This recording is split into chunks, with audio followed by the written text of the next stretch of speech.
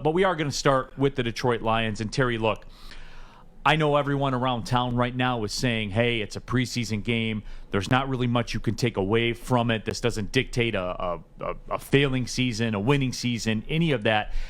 I do have some concerns. You and I were talking before the show. There are some concerns. But before we get into that, what did you like from the Detroit Lions, if anything? I don't get much out of preseason games. Right. I mean, I think the real issue and the thing that people need to be concerned about is Dan Campbell a dumbass because of the way that game ended. He passes twice when, conventional wisdom says run out the clock or run the clock down as much as you can and kick that chip shot field goal. And then at the end, he had a timeout left after David Blau was sacked. So in my mind, two things happened. Dan Campbell wanted to see David Blau pass in a critical situation. He didn't do what he would have done, I would hope, during the regular season, and that's run the clock down and kick a chip shot field goal. Now, if this was a regular season game, that's what we'd be talking about. We'd be all over this man, and we should be. To me, preseason games are so unimportant that I'm not concerned by that, because I have to believe that in a regular season game, Dan Campbell said, okay, Buffalo has 2 timeouts. We're already in chip shot field goal position, so we're going to run the ball down, clock down as much as we can, and then kick the field goal. I have to believe that's what he would have done. Right, and that's something where you and I are in lockstep about that. The biggest problem I have, I don't care so much about the end of the game with letting the clock go down, 20 seconds left or whatever. I don't have a huge problem with that because, again, the preseason games are 1,000% meaningless unless you fire up your MyBookie app or something like that. Then It means a lot to you, but we'll touch on MyBookie later. But with all that being said, I don't have a huge problem with that. I do, however, have a big problem with having the football post 2-minute warning, first down. Buffalo has 2 timeouts left. That pass route to the sideline where the receiver makes a catch and steps out of bounds. I know a lot of people, I know a lot of the talk around town is they don't seem to be that upset about it, but I do have an issue with it. Now, why do you care? Because we've seen this, Terry. Has the clock been an issue for the Detroit Lions? Yes. Has clock management been an issue for the Detroit Lions? Yes. So you'll have to excuse me if I'm staggered a little bit. With a different coach. Which different coach? Jim Caldwell. Mostly. Mostly. But ... The message remains the same. And there's 2 things, Terry, and you and I have done enough shows together. There's 2 things about NFL football that I think are the biggest. From a 30,000-foot perspective, it's the rookie contract. You've heard me talk about that before. Heard you say that a few times. Contract. Number 2 is the clock management. Because it's all you have. You only have 3 timeouts. You need to understand the math of the situation. And it's not clock management, it's math, right? I mean, that's what it comes down to. And I'm of the opinion, and I know it's preseason, and you just heard me say it doesn't matter. If you're in position to win a football game, you put a lot of effort into this football game. Well, it matters because you're turning red right now. Yeah, absolutely. So when you're in a position to win a football game with the preparation that goes into it, and I know it's a preseason, I know you're not going to quote-unquote game plan for the opponent, but you did to some degree. Those guys game plan, those guys practice, they went through everything. At that point, you go win the football game. And I know people are saying, well, do you really need to run it into the pile 3 times and then kick a field goal? Do you really need to practice that? You need to practice winning. Everybody was out there. They laid it all on the line. I am of the opinion when you're in a position to go win the football game, you go win the football game.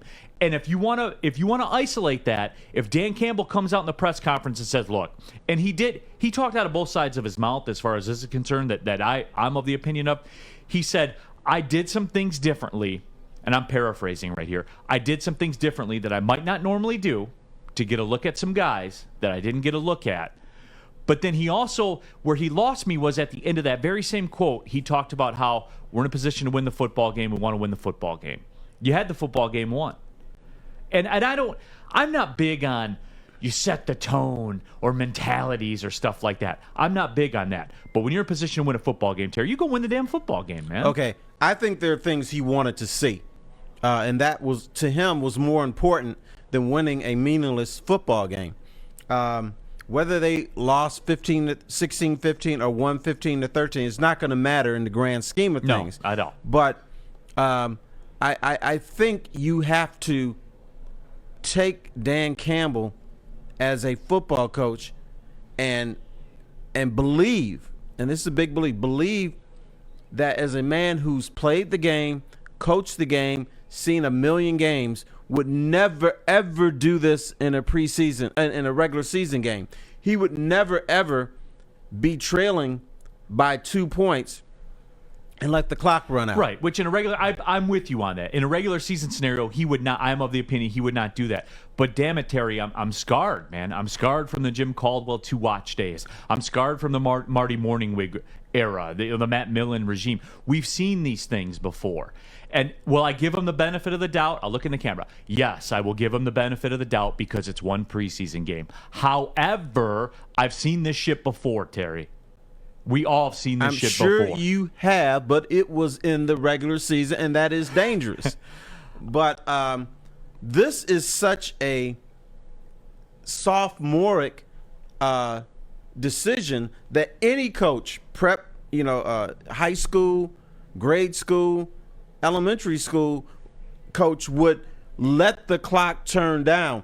I refuse to believe that Dan Campbell's that stupid that he would do this in a regular season game, and you and I would be up here fighting Joik and Darren on something like this. I refuse to believe that. No, and Terry, look, as I said, as far as the end of the game goes, letting the clock run out, I was sitting there watching it going, just let it go. Like, let's just move on because none of this matters. However, the play calling when the game was on the line, I'm not saying I'm going to die on the hill about it. Stop. I'm not going to die on the hill about it. Who's contradicting themselves now? I think that's you. No, because Terry. You said, let's create a winning culture. No, Terry.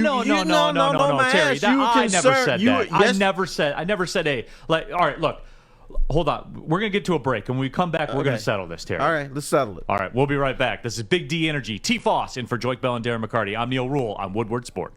Welcome back to Big D Energy. Neal Ruhl, T. Foss, Terry Foster, Detroit sports media legend with you, Joik Bell, Darren McCarty, off today. But I'm happy to have you with us. However you're consuming the show on YouTube, on the YouTube channel, also on the app, the Woodward Sports app. If you haven't yet, slide into that app store, your Google Play Store, however you do it. Get that Woodward Sports app. Everything's right at your fingertips. Very easy to roll out. But T, before we cut to the break here, you were busting my chops about something I didn't really say. You're saying... Tell me what you said. Look, I am saying that it is concerning to me, but I'm not going to die on the hill. I'm certainly not going to die on the hill about the end of the game. I'm cool with that. You and I are cool. We're cool right there. Bam. We're deep in the streets with each other on right. that. However, the play calling concerns me. And I'm of the opinion they were in a position to win a football game that a lot of resources went into to prepare for. Guys' blood, sweat, all that stuff. Not for the quote-unquote culture of winning. To make me, it's about me, Terry. It's about me. Oh, to make you feel good. To make me feel better. Okay. Because, Terry, we did the show last week, and I sat there and talked about what's the biggest thing I want to see from Dan Campbell, the clock management. Remember, I said these very words in this exact same chair. We're 0 for 1 so far, and it's not the end-all, be-all, but I'm not at DEFCON 5, but I'm not at DEFCON 1 either. But baby boy, why were you concerned about them not winning the game for you with a minute 30 seconds, but you didn't because care. Of the scenario. You didn't care that they didn't try to extend the game and try to win it. If they would have did the proper clock management, they wouldn't have had to let the last 20 seconds run out because they would have won the football game. But they had an opportunity to win the game, is my point, in the last 20 seconds. Yeah. You call timeout, Now that's different, and here's why it's different. When you're in a 20-second no timeout situation, now you're in an all-out, if you're going to win the football game, you're in an all-out situation where, people are at risk in those types of scenarios where, yeah, you're gonna put it all on the line to win a regular season game. But in the preseason, 20 seconds left, no timeouts, that's when a blitzing linebacker gets to the quarterback unevaded. That's when guys go over the middle to try to catch up. You know what I'm saying? Like the threat level's higher. So I don't have a big problem with that. But if you're in a position where clock management will win you the game, then you manage the clock and you win the game, man. If it was September, October, November, I'd be all with you. But this is August.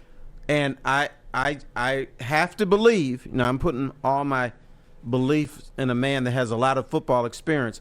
There were certain things he wanted to see. He wanted to see David Blau pass the ball in critical situations. Now, it wasn't the smartest pass in the world. It's not one that I would call even a regular season game. But I thought maybe he believed that running the ball into the gut twice, kicking a chip shot field goal was meaningless from the standpoint is what am I going to learn about my team? Then say that to me. Then come out in that press conference and say that to me. And you don't have to use those exact words if you don't want to, but say it without saying it. That's my point about it, is make that known. Don't talk about how you want to get a look at guys. And look, I feel like right now I'm coming off as hey, you're blasting Dan Campbell and what's wrong with you and stuff. No, I'm not blasting him. I'm saying, because what's the thing that the media and what's the thing that the fans like about Dan Campbell? He communicates, man. He has things to say. It's not coach speak. He tells you what he's thinking. So when you're in that presser, just say, hey, we may have handled some situations differently, especially inside 2 minutes, but I want to look at some guys in some spaces. Okay, gut cool, feeling. I got you. I want you to reach into your gut. All right.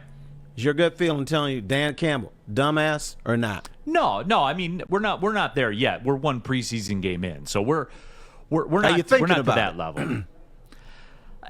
No, I'm very mildly concerned about the clock management. So it's because in the back of your mind. Yeah, it's in the back of my. Okay, that's fair. all right. That's fair. See, Terry, we're educated men with great respect for each other. Mm-hmm. We sit here and talk these things through. We're intelligent for the most part. You probably a little more than me. Yeah, but with all that being said, see, we found some common ground, Terry. That's what's great about America. But, there's some other stuff we're going to talk about later. Maybe we're farther away from common ground in America than we think. These sports fans, man, are getting out of control. But, it is. It's the Monday Football Power Hour here on Big D Energy on Woodward Sports. So we'll get past that. What about Dan Campbell, game plan-wise, offensively, defensively? What were your impressions of Dan Campbell and his coaching staff? I really, once again, it's preseason. I really don't pick up things because I know that teams will be completely different in the regular season. They hide things. They don't want you to see, their dream plays. So I just don't do that in the preseason, especially in football. Because football is so secretive and we don't want to show anything. And did he handle himself as a professional on the sideline? I think he did. Did he go all bozo and everything? That's the only thing I was concerned about. Was he going to put on his clown makeup and have a bozo wig on? He didn't do that. So I am fine with how he handled himself and how he handled the team. And I think his guys played with some emotion and with some energy. That's what I want to see. And I will give you that because they look like they want to play for that dude.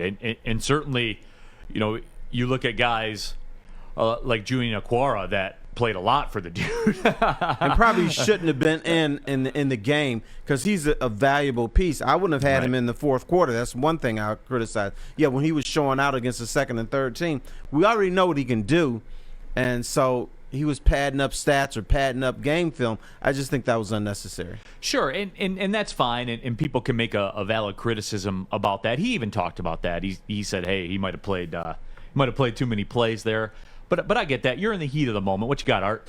Just two things. For one, as a diehard 10-7, this is where we're landing. I will admit that just running the clock and just saying, oh, okay, we're not going to do any sideline passes or anything, we're just going to give it up. I feel like that was one of the worst decisions to make because we were down by 1 point.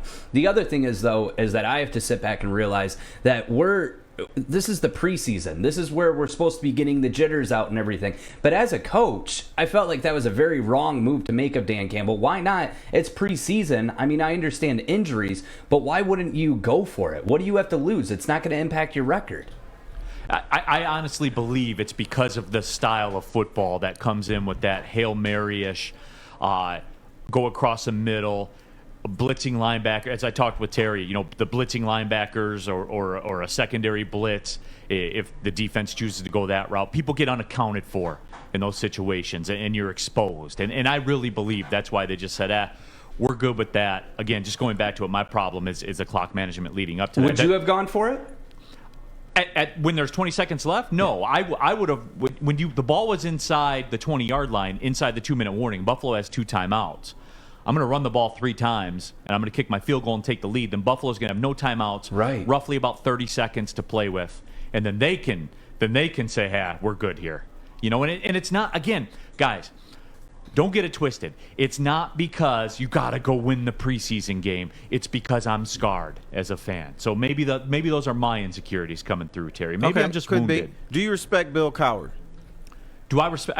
Yeah, how can you not? Absolutely. When he was the coach of the Pittsburgh Steelers, he came in to Ford Field, or Ford's Field as some people call it, with his powerful Steelers team, and he ran the football probably 40, 50 times. I don't know how many times. Even down, I remember that game, down 20 points or whatever they were. 3rd and 15, I'm running the ball. Because what he wanted to do is, what is my team going to be like when I've got to run the football for real? I think coaches look for certain things. How does my team respond in certain situations? How does my coaching staff respond in certain situations? Now, where I will criticize Dan Campbell from this standpoint, maybe he wanted to see David Blau make some pressure throws, if you want to call them. But a lot of these guys on the field, you know what they're going to be doing in 2 months? You want to have it your way? I'm working at Burger King. Right. I got a little hat on and a red sweater. They're not going to be in the league. So I don't care if they can handle pressure in the last 2 minutes of the game. I don't care if they can run the ball for 5 yards when it's 3rd and 4. I don't care if they can kick a chip shot field goal and hold Buffalo off. I don't care, because I know y'all going to be out there walking the streets just like you and I are doing. So I don't think it's really that important to see what these guys can do, except for your backups. You're trying to decide who's your 2nd and 3rd string guys. Yeah, and practice squad guys. You want guys that'll give your starters good reps and all that stuff. I get that. I understand all that. But for me, it's just because the kicking thing is a thing for the Detroit Lions. For maybe the first time, since Eddie Murray. We had that little gap between Eddie Murray and Jason Hansen when Rich Carlos was here kicking the barefoot field. Remember the barefoot field goals? Sure. Those were great days. But through all that, the kicking thing is a situation with the Lions. I want to see, can you do it with all eyes on you, with the game on the line and everything like that. I do want to see those scenarios. And I guess theoretically it was the same. It was a post 2-minute warning. If you miss it, you lose the game. I get that. But again, I'm not saying it creates a culture. I'm just saying go win the football game, Terry, when you're in a position to win the game, Terry. Win the game. Neal Ruhl here for Northwestern Tech. Start a new career in an industry that's always essential, the heating and cooling industry, as Terry Foster can understand, certainly, when there's no power. Yes. Learn more today by visiting northwesterntech.edu. Hi, I'm David Hall from Hall Financial. With historically low interest rates and 5-star service, you could pay your mortgage off faster without increasing your monthly payment. Get started now at 248-308-5000 or chat with us online. Call hallfirst.com.